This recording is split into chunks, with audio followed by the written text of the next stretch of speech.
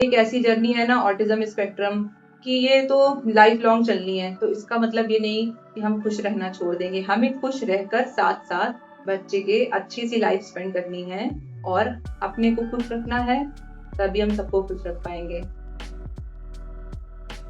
क्या आप सिर्फ एक ऑटिस्टिक बच्चे की माँ हैं? क्या सिर्फ यही आपकी पहचान है? आपने अपने आप को पूरी तरह कहीं खो तो नहीं दिया? जी हाँ, तो आज बात कर रहे हैं autistic mom and care giver self care के बारे में। जैसा कि हम सभी जानते हैं कि हमारा पूरा ध्यान सिर्फ अपने ऑटिस्टिक बच्चों की जर्नी और उनकी सुधार में रहता है। इससे कई बार हम लोग अपने आप को भूल जाते हैं और हमें लगता है कि अब हमारी यही दुनिया है शायद। तो इसके आगे भी हमारी एक दुनिया है जिसे हम जी सकते हैं। तो बस अपने पर्सनल एक्सपीरियंस से आज आप लोगों के साथ कुछ चीजें शेयर करने आई हूँ। आई होप आप लोगों को पसंद आएंगी, तो आप लोग उसको अपनी डेली लाइफ में लेकर आएंगे। तो शुरू करते हैं। पहले खुद का ऑक्सीजन मास्क पहनिए, फिर दूसरों की हेल्प कीजिए। जी हाँ, तो यहाँ पर बात ये हो रही है कि अगर आप एक ऑटिस्टिक बच्चे की माँ हैं और आप अपना ध्यान नहीं रख रही हैं, तो आप अपने बच्चे का ध्यान कैसे रख पाएंगी? उसकी केयर करना, फैमिली के मेंबर्स की केयर करना, सब लोगों के बारे में अच्छा सोचना, घर के कामों में व्यस्त रहना, बच्चे की केयर में व्यस्त रहना और खुद के लिए बिल्कुल भी टाइम ना निकालना, इससे आपकी शारीरिक और मानसिक दोनों शक्तियाँ क्षीण होने लगती हैं। इसलिए आपका फर्ज बनता है कि आप अपने लिए भी केयर करें। तो बच्चे की केयर जरूरी है और आपकी भी, इसलिए आपको गिल्ट छोड़ना होगा। खुद का ध्यान रखना सेल्फिशनेस नहीं है। स्वस्थ मम्मा, बेहतर केयर गिवर, बेहतर बच्चा, खुश बच्चा। 10 मिनट का मी टाइम अपने लिए निकाला करिए।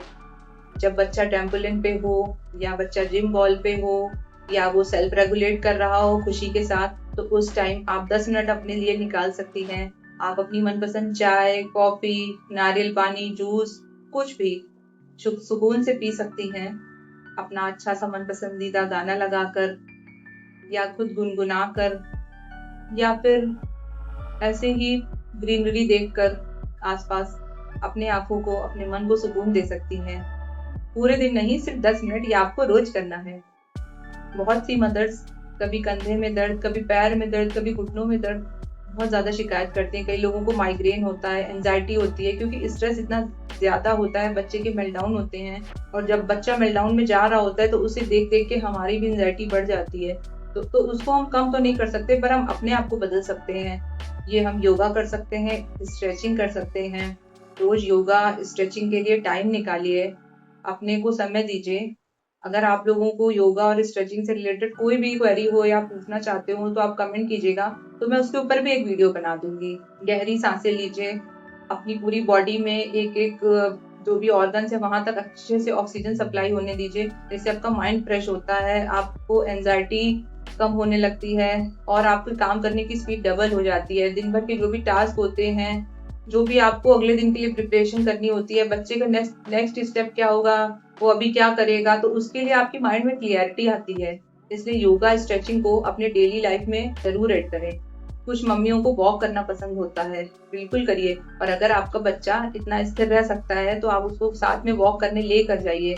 इससे आप दोनों की बॉन्डिंग अच्छी होगी और एक अच्छा क्वालिटी टाइम आप लोग साथ में स्पेंड करेंगे। खुली हवा में घूमिए, ग्रीनरी को देखिए, मन बहुत रिलैक्स होगा। और जो मम्मा जिम जा सकती हैं या घर पे ही उनके कोई इक्विपमेंट्स हैं वो यूज कर सकती हैं, तो वो जिम भी कर सकती हैं। अब कई बार ऐसा होता है कि मदर्स कहती हैं कि टाइम नहीं मिलता है, तो एक छोटा सा सजेशन है, अगर आपके बच्चे की थेरेपी सेंटर के आसपास कोई जिम है तो आप वहां जाकर ज्वाइन कर सकती हैं। 40 मिनट से 1 घंटे की बच्चे की क्लास होती है। आसपास का कोई सेंटर हो, कोई आसपास का जिम सेंटर ढूंढ लीजिए जो बच्चे की थेरेपी सेंटर के पास हो, वहां पे जाइए और प्लीज आधा घंटा तो कम से कम निकालिए। मसल स्ट्रेंथनिंग होगी इससे, क्योंकि देखिए जैसे जैसे आपका बच्चा बड़ा होगा उसका वेट बढ़ेगा, है ना। कभी कभी उसको गोदी लेना होता है, कभी उसको एक्सरसाइज करानी होती है, तो आपके बाजुओं में भी तो इतनी ताकत होनी चाहिए ना। तो मसल और स्ट्रेंथ ट्रेनिंग जिम से ही होती है, आप उसको ऐड करिए अपनी डेली रूटीन में। और अगर आपके पास घर में जिम के इक्विपमेंट्स हैं तो बच्चे से थोड़ा पहले आप उठिए, या जब भी आपको लगे आधा घंटा आपको एक्सरसाइज करनी है। एक्टिव रहने से स्ट्रेस कम होता है और अगले दिन की प्लानिंग आराम से हो पाती है। आप अपनी पहचान मत खोइए। आप ऑटिस्टिक बच्चे की माँ, पापा या केयर गिवर ही नहीं हैं, आपकी अपनी भी एक आइडेंटिटी है, उसको बरकरार रखिए, अपनी पर्सनालिटी जिंदा रखिए, अपनी हॉबीज को फिर से शुरू कर सकते हैं। एक हॉबी वापस लाइए जो आपको खुशी दे, जिससे आपका मन खुश होता हो। पेंटिंग, गार्डनिंग, कुकिंग, सिलाई, कढ़ाई, बुनाई, डांसिंग, सिंगिंग, जो भी आपको पसंद हो वो जरूर करिए और टाइम मिलने पर उसको रील के माध्यम से लोगों तक शेयर करिए। बहुत सी मदर्स इंस्टाग्राम पे मुझे फॉलो करती हैं और बहुत अच्छी अच्छी चीजें डालती हैं। अगर आपका मन करे, आपकी हॉबी हो तो आप शुरू करिए। कुछ नहीं तो थोड़ा सा टाइम निकालिए, आपको बहुत अच्छा लगेगा जब आप ये सारी चीजें शेयर करेंगी। आपको लगेगा कि हाँ, मेरे अंदर एक नई जान आ गई है और ये असर करता है। कभी कभी गाना गुनगुनाइए, आपकी बेस्ट फ्रेंड हो तो उसके साथ गाना गुनगुनाइए। समय नहीं है, व्हाट्सएप पे एक लाइन गाकर भेजिए, उधर से दूसरी लाइन आने का इंतजार करिए। देखिए बहुत अच्छा लगता है करके अपने लिए। ये तो एक ऐसी जर्नी है ना ऑटिज्म स्पेक्ट्रम कि ये तो लाइफ लॉन्ग चलनी है। तो इसका मतलब ये नहीं कि हम खुश रहना छोड़ देंगे, हमें खुश रहकर साथ साथ बच्चे के अच्छी सी लाइफ स्पेंड करनी है और अपने को खुश रखना है, तभी हम सबको खुश रख पाएंगे। कभी ऐसा हुआ है कि मार्केट गए हैं, कोई चीज पसंद आ गई है, जी हाँ, बात हो रही है विंडो शॉपिंग की। कभी कभी ऐसे ही निकल जाइए जब बच्चे को घर में फादर, बच्चे के ग्रैंड पेरेंट्स या कोई सो कॉल्ड अच्छे रिलेटिव फ्रेंड जो बच्चे का बहुत अच्छे से ध्यान रख पाए, तो उनके पास 15-20 मिनट आधा घंटे के लिए छोड़ के जा सकते हैं, विंडो शॉपिंग कर सकते हैं। और अगर आपका बच्चा अच्छे से मैनेज हो पा रहा है आपसे, तो आप मॉल ले जाइए, थोड़ी देर उसको घुमाइए। पहले उसको कुछ खाने पीने की चीजें जो भी उसको पसंद हो, मोस्टली बच्चे क्रिस्पी क्रंची पसंद करते हैं, उनको खिलाइए। उनकी पसंद का कोई टॉय अगर उनको अच्छा लग रहा है या बलून है वो दिलाइए। कोई राइडिंग करते हैं वो सब करवाइए। उसके बाद धीरे धीरे आप विंडो शॉपिंग करिए। देखिए बच्चे की और आपकी बॉन्डिंग इतनी अच्छी हो जाएगी और वो इस माहौल में ढल जाएगा ना, तो वो आराम से आपके साथ जा पाएगा। बिना कुछ खरीदे ही घूमना कई बार बहुत अच्छा लगता है। किताबों की दुकान देखिए, अगर आपको किताबों का शौक है। कॉस्मेटिक्स तो हर मदर को पसंद होते हैं। हाँ, ये बात अलग है कि कई बार टाइम नहीं मिलता लगाने का, यूज करने का, बट फिर भी मार्केट में क्या आ रहा है, क्या नया ट्रेंड है, बस ऐसे ही निकल जाइए, यूं ही देखिए, पसंद आए तो जरूर खरीदिएगा। पार्लर जाइए, सेल्फ केयर करनी है तो वो करनी भी चाहिए। घर पे कर सकती हैं अगर पार्लर नहीं जा पा रही हैं, क्योंकि जब आप अपने को अच्छा रखती हैं ना, तो आपका बच्चा आपकी एनर्जी एब्जॉर्ब करता है। ऐसा एस्ट्रोलॉजी में भी कहा गया है कि जो माँ होती है वो मून होती है। तो मून तो चमकता हुआ सबको अच्छा लगता है ना, मून तो कभी डिम नहीं रहता। तो आपको भी चमकना है। मेरा मतलब यहाँ पे मेकअप करने या फैशन करने से नहीं है। मेरा मतलब ये है कि जब आपको कभी ऐसा लगे कि मुझे किसी चीज की नीड है तो सेल्फ केयर करनी चाहिए। जब आप खुश होंगी तो बच्चा आपको देखकर बहुत खुश होगा। अपना सपोर्ट सिस्टम बनाइए। सुपर वुमन बनने की बिल्कुल भी जरूरत नहीं है। मदद मांगिए परिवार से। जो भी आपको लगता है कि आपके और आपकी बच्चे की जर्नी समझते हैं बिना जज किए, उनसे ही सपोर्ट मांगना है आपको।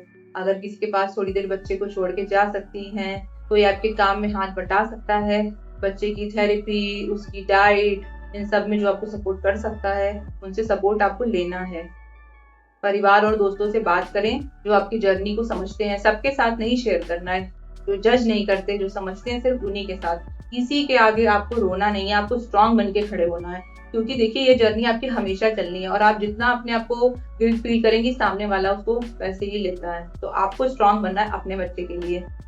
जो नहीं समझता आपकी जर्नी, उस पर एनर्जी वेस्ट मत करिए। जिस पर सब देख रहा है, सारी डिसीजन आपको लेने की जरूरत नहीं है। कुछ चीजें भगवान पे छोड़ देनी चाहिए। क्योंकि कई बार मदर्स को लोग बोलते हैं तुम्हारे कर्मों का फल है ये, तुमने ये किया होगा, तुमने वो किया होगा, तुम जॉब करती होगी, तुमने ध्यान नहीं दिया होगा। तो ये सब गिल्ट का बोझ आपको लेके नहीं चलना है। जो समझदार लोग होते हैं उनको पता होता है ऑटिज्म क्या होता है, और जिनको नहीं पता उनको ज्यादा एक्सप्लेन करने की जरूरत नहीं है, क्योंकि सबको सब पता है। आजकल सोशल मीडिया के माध्यम से ऑटिज्म अवेयरनेस घर घर पहुंच रही है।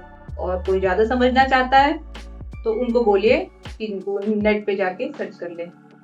आपको हर बात की सफाई देने की जरूरत नहीं है। अच्छी नींद एक सेल्फ केयर है।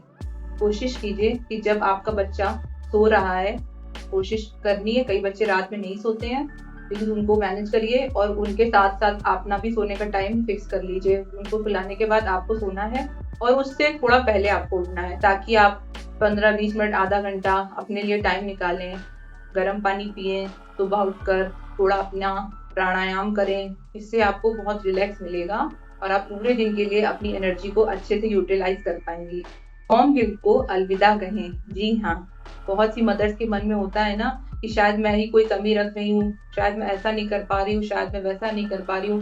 दूसरे का बच्चा बोल रहा है, दूसरे का बच्चा चल रहा है, दूसरे का बच्चा स्कूल जाने लगा है। देखिए ऑटिज्म एक स्पेक्ट्रम है, इसकी रेंज हर बच्चे में अलग अलग होती है। कोई माइल्ड होता है, कोई मॉडरेट होता है, कोई सीवियर होता है, किसी को वर्चुअल ऑटिज्म होता है जो कि बहुत जल्दी क्योरेबल है। तो सबके साथ अपने बच्चे का कंपेयर मत करिए।